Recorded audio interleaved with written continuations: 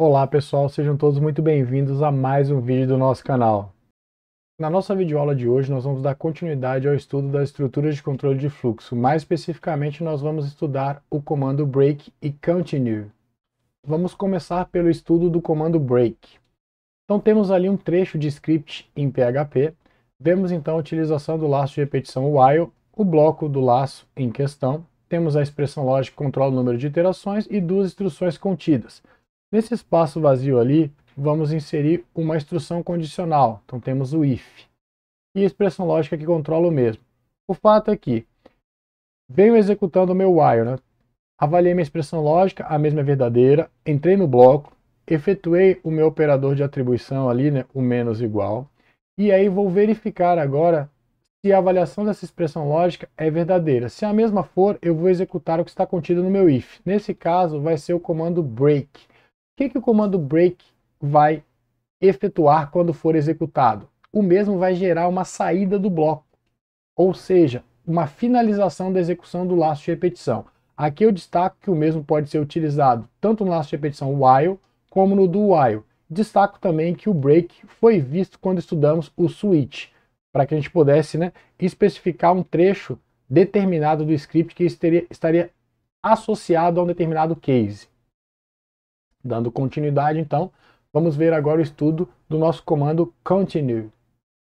No caso, novamente temos aqui um laço de repetição while, a expressão lógica controla o laço, bloco do meu laço de repetição e duas instruções contidas no mesmo.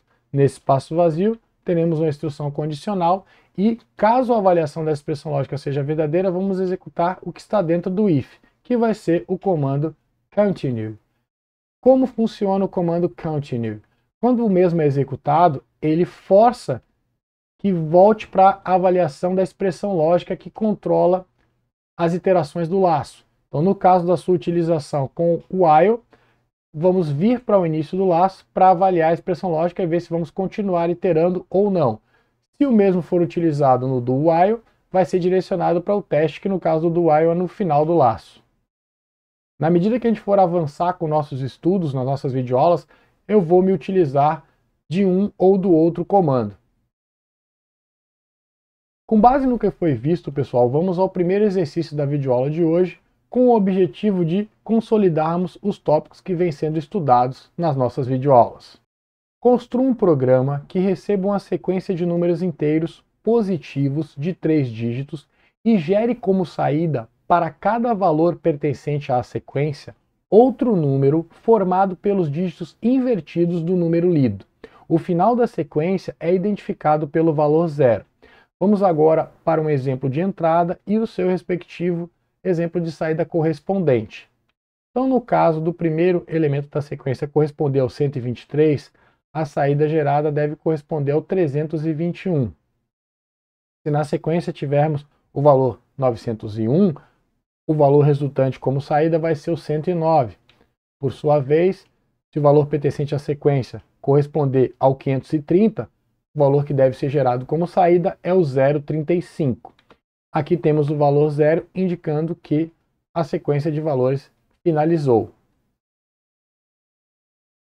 Aqui eu tenho uma dica para que vocês consigam gerar a solução desse problema, Então, observe os resultados da função quociente e resto da divisão inteira por 10. Um tempo para que vocês gerem a solução de vocês e na sequência eu apresento a proposta de solução. Considerando que vocês pausaram o vídeo e geraram a solução de vocês para o problema, agora eu vou apresentar uma solução para o mesmo. Mas antes eu quero abrir um parênteses para falar para vocês sobre os juízes online que tem. Então a gente tem vários sites, um exemplo deles é o BigCrowd, que eles funcionam como juízes automáticos. O que significa isso? Eles foram baseados inicialmente em competições acadêmicas. Então eles partem do pressuposto de uma correção automatizada da solução proposta para um problema. Para isso, o que acontece? Então ele sempre vai ter o enunciado, vai deixar bem claro um exemplo do padrão de entrada que vai ser fornecido e, por exemplo, está sendo especificado aqui que vai ser fornecida uma sequência de inteiros positivos de 3 dígitos. Então, você pode considerar que todos os valores da sequência serão inteiros positivos de 3 dígitos e que se está sendo dito que ao final da sequência vai ter o valor zero indicando que a mesma terminou, sempre vai estar presente esse valor zero. Ou seja, não vai haver a necessidade de validação da entrada. A entrada que foi especificada vai sempre ser fornecida. Outro detalhe muito importante é se até o padrão da saída que deve ser gerada. Pois como que funcionam esses juízes online? Você fornece, ele apresenta um problema, você fornece o código-fonte para resolver esse problema. E aí eles disponibilizam várias linguagens.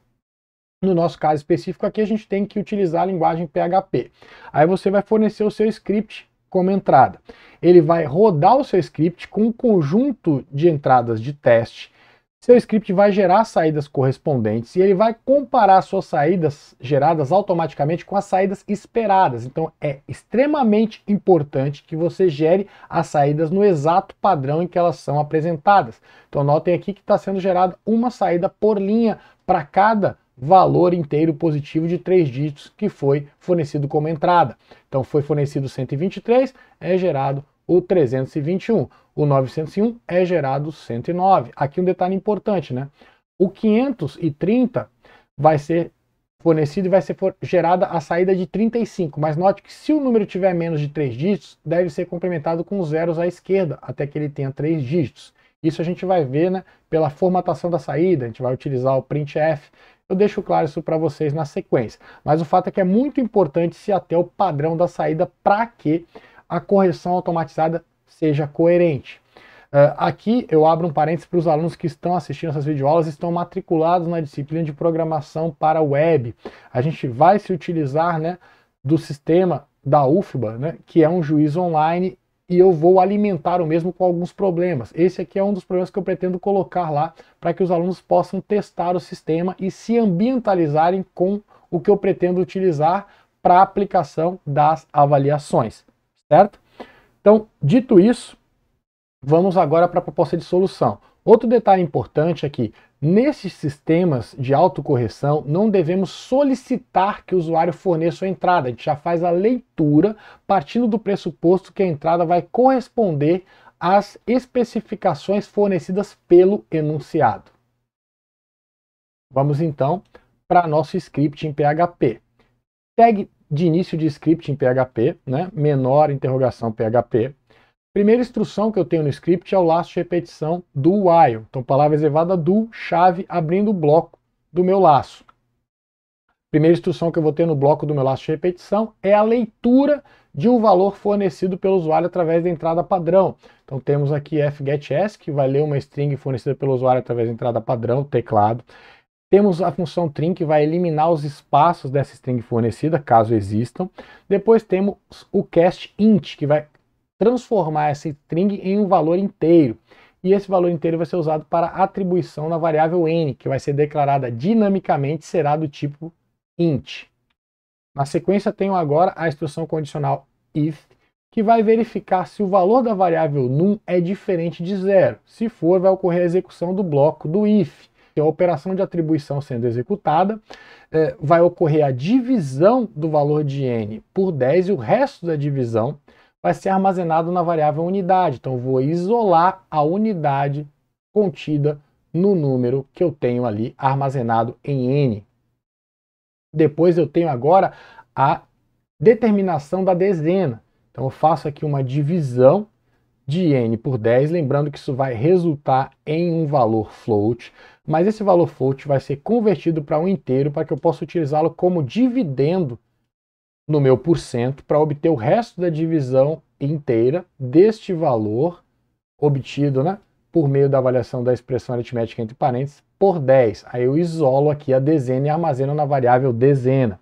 Agora eu vou isolar o valor da minha centena. Então note, né, faço a divisão do valor de n por 10, obtenho o quociente, e esse quociente vai ser dividido agora por 10 novamente. Lembrando que eu vou gerar aqui o valor float. Uso o cast para converter para um inteiro, e esse inteiro é armazenado na variável centena. Após isolar a unidade, dezena e centena, eu vou agora constituir o meu número com dígitos invertidos. Então eu tenho aqui, né, eu pego a unidade e levo para a centena, pego a dezena, né, que estava comunidade mantenho para dezena e a centena que estava comunidade vai continuar comunidade. Eu faço a soma desses valores e eu vou obter o número com os dígitos invertidos e armazeno na variável invertido. Agora, na sequência, eu vou apresentar essa variável no padrão especificado pelo enunciado. Então, só para nos lembrarmos, a função printf tem o primeiro parâmetro aqui, a string de controle, que vai determinar tudo que vai ser apresentado na série padrão, %d indicando que eu vou apresentar um valor inteiro, o 03 está indicando que eu vou reservar 3 colunas para apresentar esse valor. Se o número tiver menos de 3 dígitos, eu vou colocar zeros à esquerda. E aí depois eu vou fazer a mudança de linha para garantir que caso exista um novo valor a ser apresentado, ele vai ser apresentado na próxima linha, conforme foi especificado pelo enunciado padrão da saída. Tá certo? Aqui tem só uma explicação, né? Então, essa instrução vai permitir que a gente apresente, por exemplo, o valor 7 como 007, o valor 42 como 042, e assim por diante. Pois eu fecho o bloco do meu if e eu vou fechar o meu laço de repetição do while, né? A expressão lógica que vai controlar o meu laço de repetição é n diferente de 0, lembrando do ponto e vírgula ali da sintaxe do while. Agora eu tenho a tag que fecha o meu script em PHP. Como de costume, sempre que possível eu apresento mais de uma proposta de solução para o problema em questão. Nesse caso, vamos ver mais um script que resolve este problema. Nesse script eu quero utilizar a função break, que é o tópico da nossa videoaula de hoje. Tag de início do meu script em PHP, começo com o laço de repetição while true. Então, aparentemente, esse laço de repetição vai ser infinito, né? Porque enquanto verdadeiro é uma constante, vai ser sempre verdadeiro. Então, eu vou executar infinitamente esse while. No entanto, vou utilizar o break para garantir a saída do laço de repetição. Abro o bloco do meu while. Primeira instrução que eu tenho é a leitura de uma entrada fornecida pelo usuário através da entrada padrão e armazeno na variável n, declarada dinamicamente e do tipo int. Agora eu tenho um if que vai verificar. Se o valor de n for igual a zero, lembrando que o igual ele compara não só o valor, como também o tipo, né? Eu vou entrar no if e aí vou executar o break, ou seja, quando eu entrar nesse if, eu saio do meu laço, e isso faz com que ele não seja um laço infinito. Fecho o bloco do if. Se eu não entrei no if, aí eu vou isolar minha unidade, isolar minha dezena, isolar minha centena, constituir o meu valor com os dígitos invertidos e apresentar o mesmo no padrão especificado pelo enunciado. Fecho agora o bloco do meu while e finalizo o meu script em PHP com a respectiva tag, que é a interrogação maior. Vamos para mais um exercício a ser trabalhado na nossa videoaula de hoje. Aqui eu quero deixar claro que, na medida do possível, eu sempre busco fomentar os meus alunos a participarem de competições acadêmicas. Então aqui eu estou apresentando um problema que fez parte da primeira fase da maratona de programação no ano de 2007, né? Esse problema era intitulado Jogo de Varetas. A maratona de programação ela faz parte da primeira etapa de seleção das equipes brasileiras que vão representar o Brasil na final mundial do ICPC, que trata-se da do maior evento de programação que ocorre no planeta Terra. Nós tivemos a oportunidade de participar já de 10 finais brasileiras do evento. Pretendemos participar esse ano de novo, conforme a nossa tradição. Mas aqui eu deixo claro também que os espectadores das minhas videoaulas também podem se sentir, né, estimulados a participar dessas competições. É um ambiente muito propenso para você estabelecer um network, se propor a enfrentar desafios, aplicar os conhecimentos vistos em sala de aula, né, em problemas que normalmente desafiam, né, o conhecimento de vocês, propõem, né, barreiras que vocês, ao superarem, vão estar aptos a enfrentarem muitos desafios profissionais, né? Eu tenho amigos particulares que participaram de processo de seleção para o Facebook, para o Google, e nesse processo de seleção eles foram apresentados a problemas no estilo das competições da maratona de programação. Bom, vamos então ao enunciado. Há muitos jogos divertidos que usam pequenas varetas coloridas. A variante usada neste problema envolve a construção de retângulos. O jogo consiste em, dado um conjunto de varetas de comprimento variados, desenhar retângulos no chão, utilizando as varetas como lados dos retângulos, sendo que cada vareta pode ser utilizada apenas em um retângulo. e cada lado de um retângulo é formado por uma única vareta.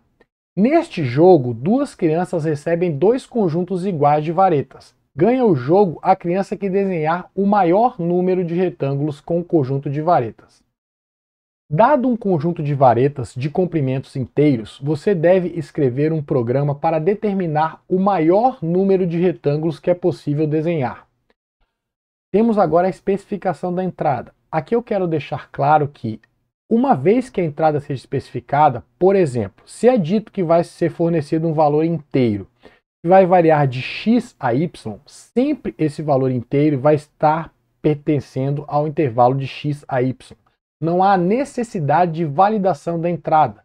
Tampouco você deve solicitar a entrada. Você só vai apresentar na saída padrão a saída conforme o formato definido. Vamos então à especificação da entrada.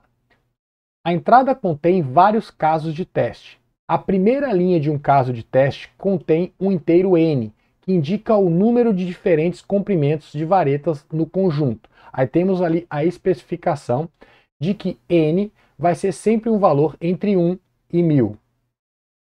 Cada uma das n linhas seguintes contém dois inteiros, ci e vi, representando respectivamente um comprimento, então ci vai variar de 1 a 10.000, e o número de varetas com este comprimento.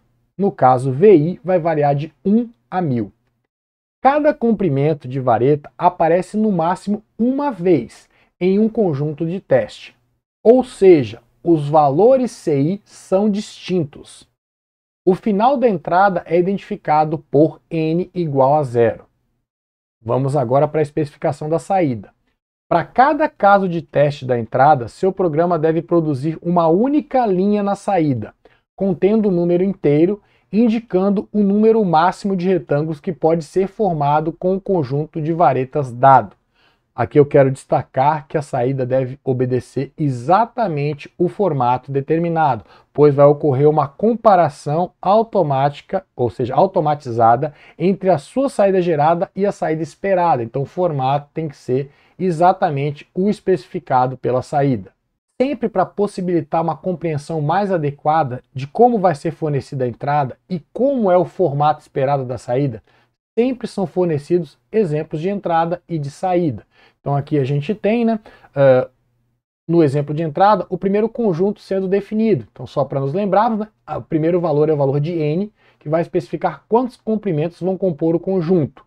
Aí, como nesse caso o n é 1, então a próxima linha, que é a única, vai ter aqui a especificação de qual comprimento e aqui a quantidade de varetas desse comprimento. E aí, para esse conjunto de entrada, deve-se gerar o único valor inteiro que vai representar a quantidade de retângulos passível de ser construído com esse conjunto de varetas fornecidos como entrada. Na sequência, temos um novo valor para n. Como ele continua sendo diferente de zero, então temos mais um conjunto de entrada a ser avaliado. Então o valor de n4 indica que eu terei 4 linhas na sequência, onde cada linha vai ter o valor do comprimento e a quantidade de varetas desse comprimento. Destacando que o valor do comprimento só vai ocorrer uma única vez da entrada. Aí, para esse conjunto de entrada, eu vou ter uma saída correspondente. Na sequência, tem um novo valor de n. Como ele é diferente de zero, então significa que eu tenho um novo conjunto de entrada a ser considerado. Aí, nesse caso aqui, 5 comprimentos vão ser fornecidos. Então, tenho aqui uma linha para cada comprimento. Lembrando que em cada linha eu tenho o valor do comprimento e o número de varetas desse comprimento. Reforçando que cada comprimento vai aparecer no máximo uma única vez para um conjunto de entradas. E aí, para esse conjunto de entradas, devo gerar um único inteiro na saída, na linha, indicando a quantidade máxima de retângulos que eu consigo fazer com esse conjunto de varetas fornecido. Por fim, tenho agora o n com valor zero sendo fornecido, indicando que não tenho mais nenhum conjunto de varetas a ser avaliado. Um tempo, então, agora para vocês gerarem a solução de vocês. Considerando que você pausou o vídeo, gerou sua solução para o problema, agora eu vou apresentar uma proposta de solução para o mesmo. Antes de apresentar a proposta de solução, vamos analisar melhor o enunciado. Então aqui vamos ver exemplo de construção de retângulos com o conjunto de varetas. Então pego uma primeira vareta lá do conjunto e determino um lado do meu retângulo. Outra vareta do conjunto, determino um outro lado do meu retângulo. Aqui eu pego, né, uma vareta do mesmo comprimento que eu tenho do lado oposto para construir o retângulo, e agora eu pego duas varetas para construir esse lado do retângulo. Essas duas varetas somadas vão ter o comprimento dessa vareta oposta. Aí eu chamo a atenção de vocês. Esse retângulo atende às restrições impostas pelo enunciado? A resposta é não, né? Pois cada lado do retângulo deve ser constituído por uma única vareta. Um outro exemplo, então, pega uma vareta do conjunto para um lado, outra vareta para o outro lado, e aí, né, o lado oposto a essa vareta tem que ter uma vareta do mesmo comprimento, o lado oposto a essa vareta tem que ter uma vareta do mesmo comprimento. Aqui eu estou construindo um retângulo que atende às restrições impostas pelo enunciado? Sim, tá ok. Vamos para mais um exemplo. Então, tenho aqui, né, uma vareta que vai constituir um lado do retângulo, outra para constituir outro lado. Né? Essa vareta aqui, né, que é o lado oposto dessa daqui, tem o mesmo comprimento, então elas têm o mesmo comprimento. Aí eu vou agora e pego aquela vareta e ponho como lado desse retângulo. Aqui eu quero destacar, esse retângulo atende às restrições do enunciado? Não, pois uma vez que eu utilize uma vareta para constituir o lado de um retângulo, eu não posso reutilizá-la em um outro retângulo. Feitas essas observações, vamos agora para uma interpretação mais profunda do enunciado. Tenho aqui, né, o meu exemplo de entrada e saída correspondente, e aqui eu vou destacar a abordagem que eu vou utilizar para obter a solução do problema. Então vamos aqui analisar. O enunciado solicita que a gente construa retângulos, não quadrados. Então isso significa que os meus lados do retângulo devem ser iguais aos pares. Então qual é a estratégia que eu vou adotar? Uma vez especificado quantos comprimentos eu vou ter, eu vou analisar cada linha em busca de saber quantos pares daquele comprimento eu tenho. Então, nesse caso aqui inicial, tenho apenas um comprimento. Então, está dizendo que o comprimento é 10 unidades. Eu tenho 7 varetas desse comprimento. Aí eu vou analisar quantos pares de varetas eu tenho desse comprimento. É só pegar, né, o quociente da divisão inteira de 7 por 2. Vai dar quanto? 3. Aí eu vou verificando se eu tenho mais comprimentos para ver, né, quantos pares eu tenho com aquele comprimento. Nesse caso só tenho um. Aí eu tenho 3 pares com esse comprimento. Aí agora eu preciso só determinar quantos pares de pares eu tenho. Então eu vou dividir o 3 por 2. E aí eu vou ter 1 como quociente. Então eu tenho apenas a possibilidade de fazer um retângulo com esse conjunto de varetas. Vamos analisar a situação para o segundo conjunto. Eu tenho 4 comprimentos. Aí eu vou e analiso. Quantos pares de varetas eu tenho do primeiro comprimento? Eu vou dividir essa quantidade por 2. Então, eu tenho um par. Quantos pares de varetas eu tenho do outro comprimento? Um par. Quantos pares de varetas eu tenho desse comprimento? 2 pares. Quantos pares de varetas eu tenho desse comprimento? 2 pares. Eu vou somar essa quantidade total de pares. Então, um par mais um par, 2 pares. Mais 2 pares, 4 pares. Mais 2 pares, 6 pares. Então, eu tenho ao total 6 pares de varetas de mesmo comprimento.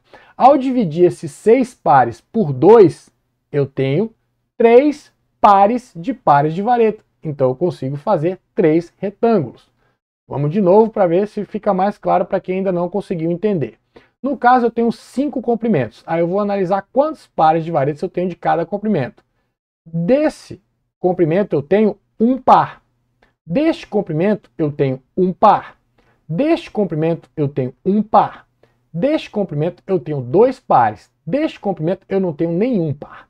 Então eu tenho 1 mais 1 mais 1 mais 2. Então eu tenho 1, 2, 3, 5 pares de varetas com o mesmo comprimento.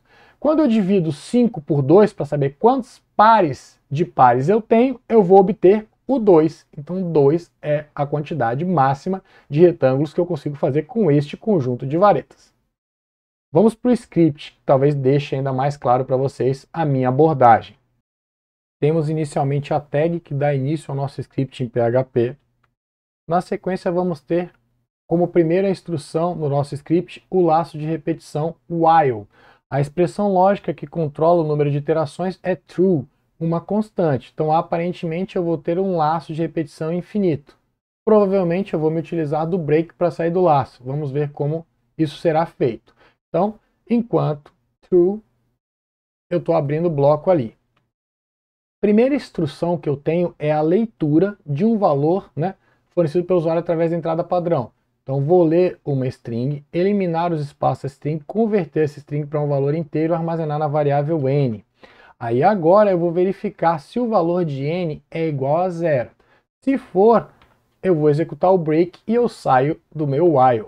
Se eu não entrei no if, aí eu sigo adiante. Aqui eu estou declarando a variável num retângulos e inicializando ela com o valor 0 na primeira vez que eu executo o while, né? Nas próximas execuções eu só vou sobrescrever ela com o valor 0, porque eu estou partindo do pressuposto que cada execução do while é a análise de um novo conjunto de varetas. E eu parto do pressuposto que inicialmente eu não tenho nenhum retângulo sendo possível de ser construído com aquele conjunto de varetas.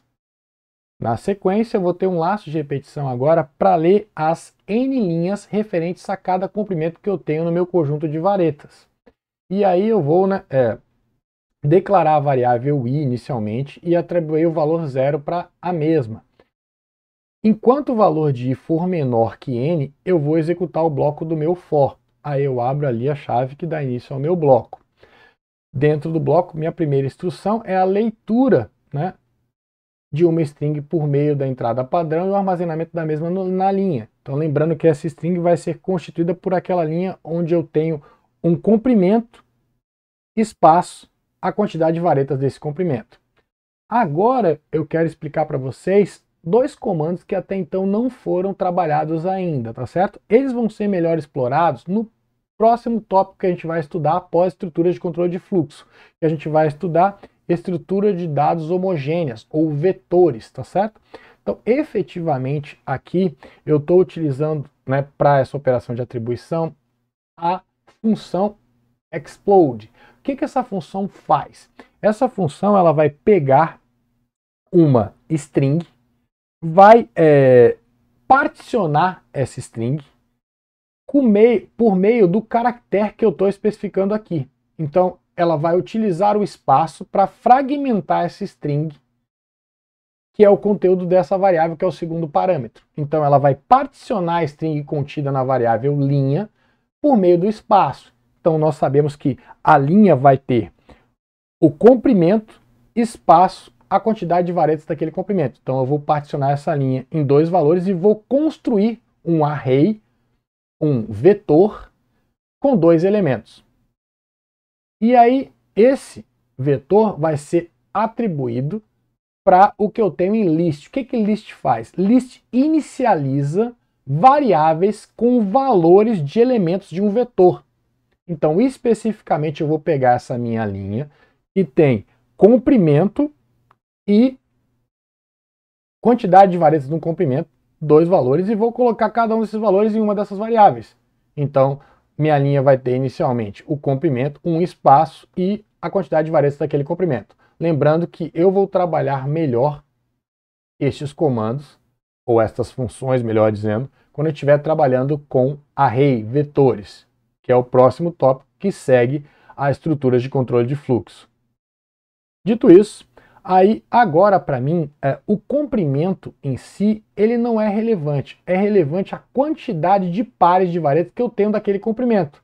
Então, na sequência, eu faço o quê? Eu vou acumular em número de retângulos. Então, número de retângulos vai receber número de retângulos mais o que eu tenho como resultado da avaliação dessa expressão aritmética. Então, é o número de varetas do comprimento i, eu vou dividir por 2, vou converter esse valor para o inteiro e vou acumular na minha variável num retângulos. E aí eu fecho o meu for. Quando eu sair do for, eu vou ter armazenado em num de retângulos o somatório de todos os pares de varetas que eu tenho com o mesmo comprimento. E aí, para determinar o número máximo de retângulos, eu só preciso dividir esse número de pares de varetas com o mesmo comprimento por 2, para saber o número que eu tenho de pares de varetas com o mesmo comprimento. Aí, isso aqui, né, vai resultar em um valor float, eu converto para um int e vou apresentar na saída padrão isso aqui com a função echo. Lembrando que vai ter uma conversão desse valor inteiro para a sua representação em string, uma concatenação com barra invertida n para que eu mude de linha e apresente cada saída em uma linha conforme o enunciado determinava que deveria ser a saída. Na sequência, eu simplesmente fecho o bloco do meu while e tenho a tag agora que finaliza o meu script em PHP. A nossa videoaula de hoje finaliza por aqui, eu espero que você tenha gostado. Se você gostou, não esqueça de deixar o seu like. Até a próxima!